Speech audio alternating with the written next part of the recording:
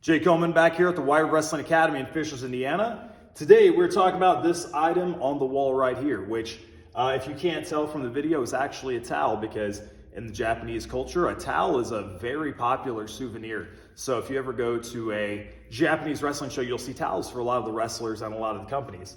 This one right here is for a company called Tottori Darazu Wrestling, which is a very difficult company to find any information about online. Cage Match does have some information about it, and that's how I ended up finding them online later. In 2017, when I was living in Japan working for a company called Wrestle One, we had a weekend of shows in Yanago and Hiroshima, which is like a 10 or 12 hour drive away from Tokyo, much further south and much further west. And on those shows where we went a long ways away from Tokyo, they'd use several local talent and they would partner with one of the local companies.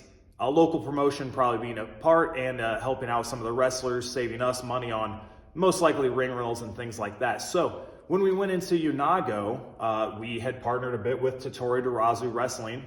There were 4 other wrestlers on the show that night, I believe, 6 perhaps, I'm pretty sure it was 4.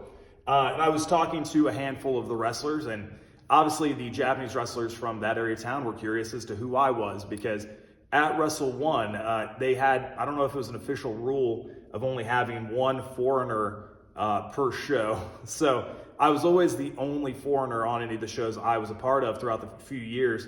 In 40 shows, maybe I had 1 or 2 other non-Japanese people in the show with me. One being an Australian fellow that I became friends with named Ryan Fujiwara. But these fellows over at Tottori Darazu near Yanago were cool enough to give me this, I guess in exchange for a cool conversation. It was just a really fun connection to meet. They are on YouTube. You can find them on YouTube. In fact, I will link one of the most recent Tottori Darazu shows in the comments here. I just thought this was a super cool little item. And it's one of those ones that's so obscure, I kind of figured people would have asked about it by now, but they didn't. And that is the story of this beautiful towel straight from Yanago, Japan.